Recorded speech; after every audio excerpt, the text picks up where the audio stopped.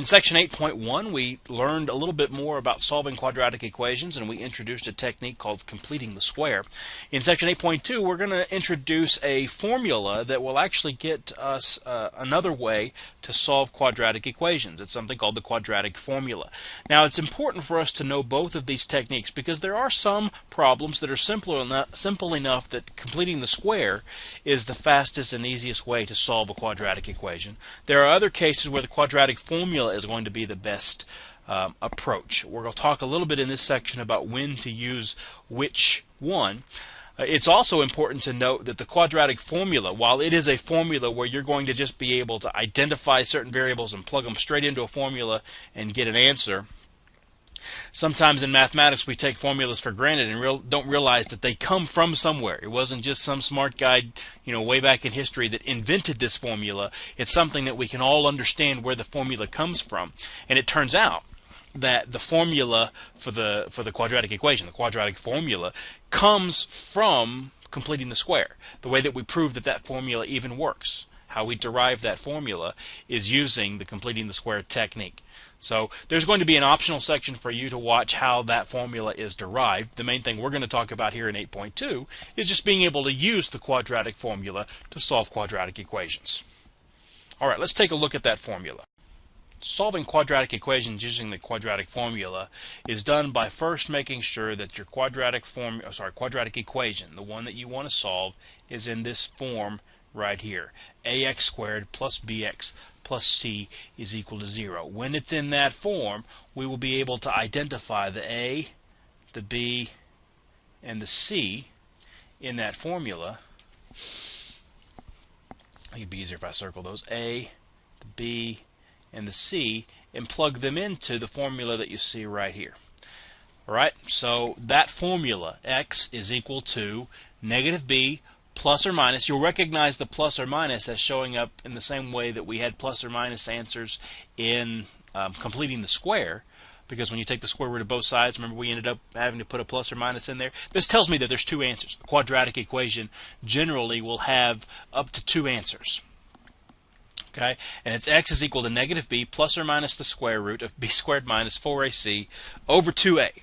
Now, I do emphasize here that you are going to be asked to know this formula. You got to memorize this thing. There are techniques for memorizing something like this.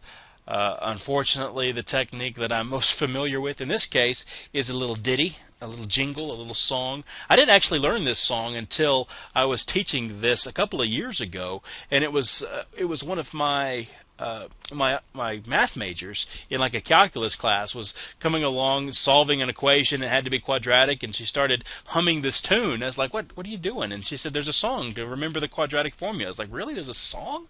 And so unfortunately I'm going to torture you, and if you need to fast forward about 30 seconds here, you don't have to listen to me sing this song, but it goes along with the tune to All Around the Mulberry Bush. Okay, da da da da da da da. So here's how you can remember the quadratic formula by remembering the jingle. Okay, the quadratic formula jingle. X is equal to negative b plus or minus the square root of b squared minus 4ac all over 2a. And that's the last time I'm going to sing it from now on. I may hum it in the background, but I'm not singing for you again. So you can now continue listening without fear of the damage done to your eardrums by my own inability to put together a tune. Alright, so how do we use that? Well, again, it goes back to what I was mentioning up here. You're going to identify what the a, b, and c are, and then plug them into the formula. So in this example, all I'm asking you to do is identify a, b, and c. X squared minus 3x plus 4. A, in this case, the number in front of the x is a 1. The number in front of the x squared is a 1. The number in front of the x squared is 1. The number in front of the x term is a negative 3. You include the sign, take the whole coefficient, and then the constant without any x is a 4. Okay? So if you wanted to solve this, you'd plug it in here. All I'm asking for in this example is a, b, and c. We'll come down in a second and solve. Alright, what about this guy? Well, you can't identify a, b, and c until it's converted. Okay, so you've got to get it equal to 0 first. If you don't do that, then you will get the incorrect. A, b, and c may have the wrong signs. So what I would do here is add the x squared to both sides By adding that to both sides, I end up with 0 is equal to x squared, it's positive now, plus a 9x minus 4. So in this case, your A is 1, your B is 9, and your C is negative 4. And so now you can ask the question, what if I did it to the other side? What if I had moved the 9x and the 4 to the left? Well, what happens is you'll get a negative of every one of these numbers. But it turns out when you plug that into this formula, you'll get the same answer either way. If all the signs are switched because you move to the other side, it doesn't change the answer or the output from this formula. All right, that's good news. So it doesn't matter which side you move this thing to. All right, let's use the quadratic formula to solve some quadratic equations. We have 2x squared plus 9x minus 5 is equal to 0. So our A, since this is already, since this is already equal to 0, we can identify the A and the B and the C immediately. A in this case will be 2, B is 9, and C is negative 5. Alright, so using the formula x is equal to negative b plus or minus the square root. I encourage you to write this thing down as often as you can, because the more often you write it, the easier it becomes to remember. Repetition is the key to learning. Now plug everything in.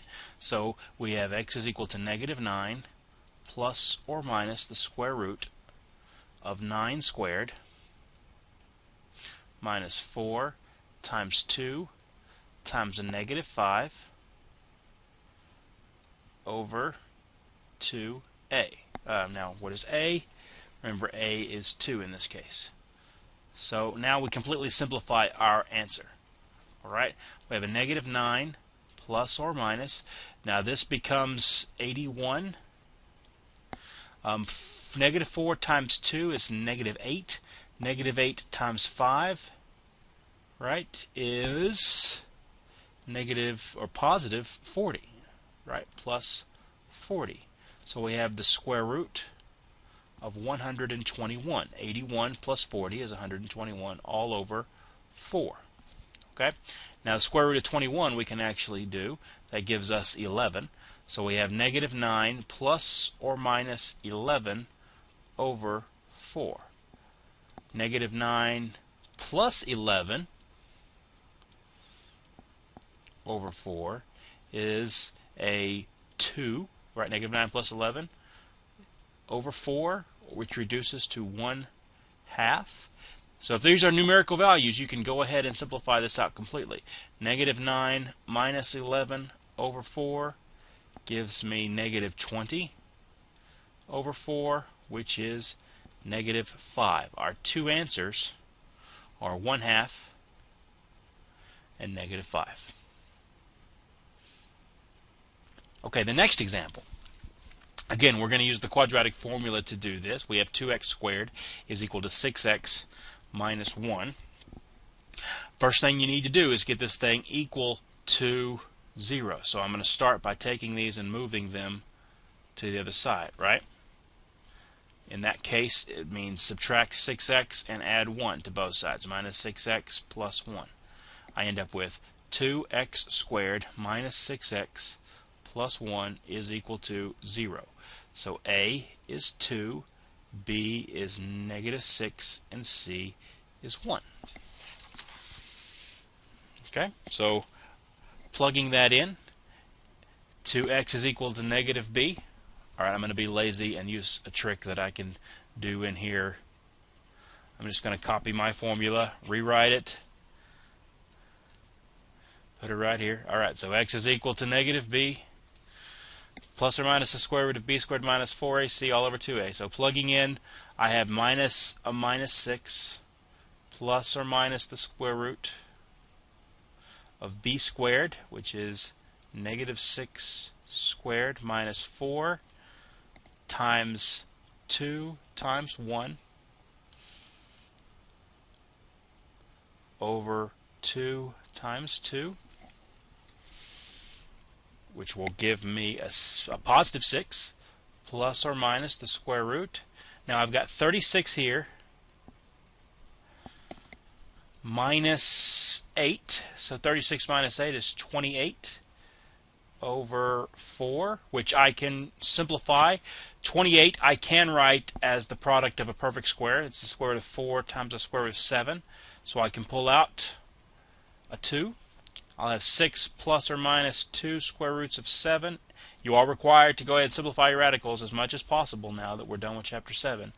And I can also factor out a 2 of all these terms, right? I can pull a 2 out of everything, which leaves me with 3 plus or minus 1 square root of 7 all over 2. So 3 plus or minus the square root of 7 divided by 2. And I can't simplify that any further, so that is my final answer. Doing one more example, we have 3x squared plus 5 is equal to 6x. I'll start by moving the 6x to the other side. In doing this, I'm going to subtract 6x, and I'm left with 3x squared minus 6x plus 5 equals 0. So I can identify my A is 3, my B is 6, and negative 6, and my C is 5. So again using the trick of the technology here, x is equal to negative b plus or minus the square root of b squared minus 4ac all over 2a gives me a negative of a negative 6, which is positive 6, plus or minus the square root. B squared is a negative 6 squared. Maybe I should be careful just so you understand where things are coming from. Minus a minus. Minus 4 times 3 times 5 divided by 2 times 3. Alright, so that's 6 plus or minus the square root. Now what do we got? We got negative 6 squared is 36. 4 times 3 is 12 times 5 is 60. So I have a negative 24 inside. Recognize that now we've got negatives inside square roots, which we should recognize that to be a complex answer. Now what can I do with the 24? I can split 24 up into 4 times 6, right? So that's square root, and also have an I out front because of the negative. So I end up with 6 plus or minus 2I square roots of 6 divided by 6. Now I can cancel a common factor of 2. I can't cancel the 6 inside here, remember, because you can only cancel inside with insides, outsides with outsides. So I'm going to divide a 2 out of everything. That leaves me with 3 here, a 1 here, and a 3 here. So the final answer is 3 plus or minus I square roots of 6 over 3. Those are my two solutions, right? Plus or minus makes it 2. Two solutions to my quadratic equation here in C.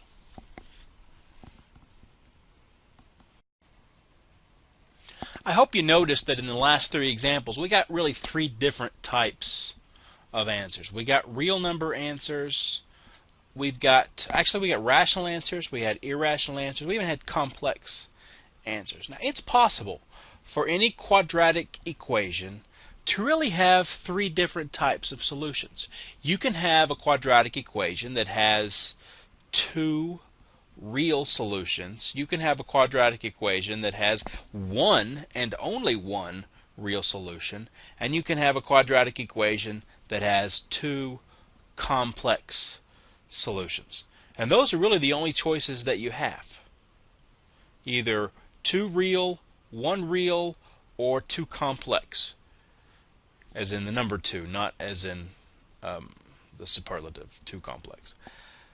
But it's possible to take a look at an equation and almost immediately know what type of solution you're going to have. And the trick to knowing ahead of time what your solutions are going to look like, that is what kind they are, is to use something called the discriminant. I want to do this in blue. Pardon me. The discriminant. Okay, we use the discriminant to tell the number of real solutions. Okay, so it's possible to have 0 real solutions, meaning complex are your only answers, 1 or 2. Okay? It's possible to have any one of those number of solutions that are real. So if you look at this quadratic formula, the one that we've seen and have been using so far in this section, how can you tell whether or not that's going to be real or complex? What makes it real or complex?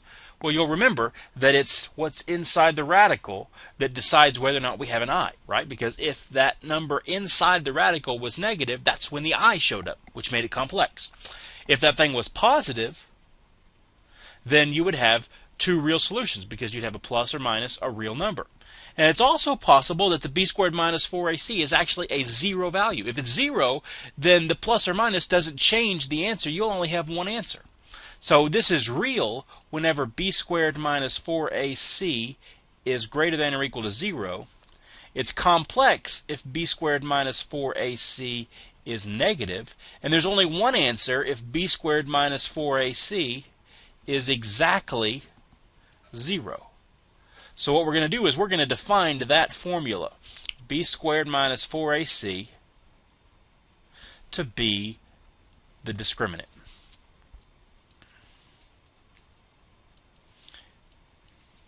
If d is negative, there are no real solutions. If d is positive, strictly positive, then there are 2 real solutions. And if d is exactly 0, there's 1 real solution. You can tell just by identifying the a, b, and c, plugging in a b squared minus 4ac. Without even actually having to find the entire solution, you can know what kind of solution they have. Look at this example. 2x squared equals 16x minus 32. By moving the 16x and the 30 to the other side, we have that this is the same thing as saying 2x squared minus 16x plus 32 is equal to 0. The question is, how many solutions are there? Now, it didn't ask you to solve it. It just said how many real solutions are there. Whenever they ask for that, how many real solutions to a quadratic equation, go straight to the discriminant. Don't worry about solving it because they're not asking for the solution. We're not asking for the solution. Asked for the solution here. So I'm going to use the formula b squared minus 4ac. B squared is going to be negative 16 squared minus 4 times 2 times 32. A quick little calculation gives me that 16 squared is 256 minus 4 times 2 is 8. 8 times 32 is 256. 256 minus 256 is 0, which means, looking at my table here, we have 1 real solution. That's all you got to do to answer that question. Let's finish off this section by doing one last example. And let me point out, too, as we start this example that I mentioned before, I wanted to tell you when to use the complete the square and when to use the quadratic formula.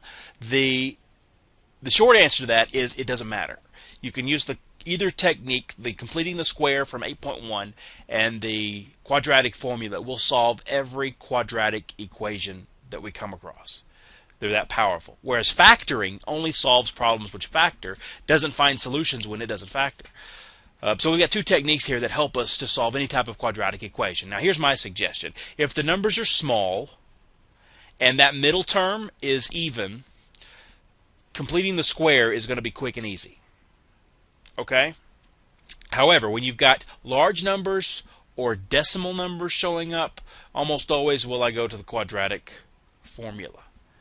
So in this example here, as we have a real-world problem with a formula with decimal numbers in it, I'm almost always going to go to the quadratic formula. Now, the other answer for you guys who are taking a class, I answered that question in the context of you being out in the real world actually needing to solve a quadratic equation. In this class, you will have problems that say solve using the quadratic formula, solve using completing the square, or solve by the method of your choice. So you can see that in some cases you're going to have to know one or the other. You've got to know both techniques. You don't get to pick and choose here. I'm teaching you both techniques. I want you to learn both techniques. This quadratic function, f of x is equal to 49 x squared minus 0.361x plus 11.79 is said to model the percentage of the U.S. population, f of x, that was foreign born in the years since 1930. According to this model, in which year will 15% of the population be foreign born? So the output of this is the percent. The input is how many years have gone by since 1930. Our question that we are asked is in which year, which means we're solving for f of x. I'm sorry, we're not solving for it. We know f of x because I said that wrong. We're asked in which year, which is x, right? And we're given 15%, which is the value of the function, right? We know the value of the function, but we want to solve for x. So if you go back and plug that in, what that says is we know 15 needs to equal 0.0049x squared minus 0.361x plus 11.79. That's a quadratic equation to solve. The first thing you have to do to solve a quadratic equation, if you're going to use the quadratic formula, is get it equal to 0. So I'll subtract 15 from both sides, ending up with 0 is equal to 0.0049x squared minus 0.361x minus 3.21. 11.79 minus 15 is negative 3.21. Now, I'm not going to try to factor this. I don't want to do complete the square on this mess. What I am going to do is use the quadratic formula. There's my A, there's my B, and there's my C. Here's my quadratic formula. So in this case, we're going to get a negative of a negative is going to be a positive, so 0.361 plus or minus the square root of 0.361 negative squared minus 4 times 0.0049 times a negative 3.21 all over 2 times 0.0049. Now I'm going to my calculator for some of this. 0.361 plus or minus 0.361 plus or minus the square root, and in my calculator I get 0.1932 under the radical. 1932, because I squared this and I took a minus 4 times 0.0049 times a negative 3.21, so that minus becomes a plus, and this is what I end up with inside the radical. In the denominator I have 0.0098. Okay? The square root of 0.1932 is 0.4395. So I have 0.361 plus or minus 0.4395 divided by 0.0098. Now if I do a negative, I'm going to take a number minus something larger. That's going to give me a negative answer. So I know that it's the plus that I'm going to use, because I can't have it. I'm not going to. This model is only good for after 1930, not before. So I'm going to take the plus and take 0.361 plus 0.4395 to get 0.8 roughly over 0.0098. If I divide that,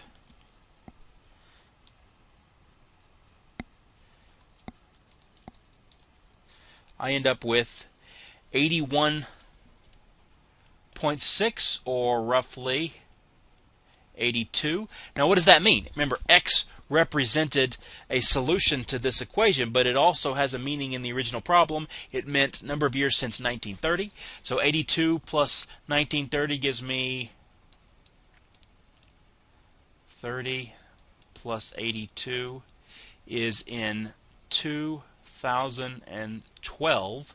We can expect that 15% of the U.S. population will be foreign born according to this model. Okay, that ends section 8.2. The next video you're going to be provided with is a derivation of the quadratic formula, so you can see where the formula actually comes from.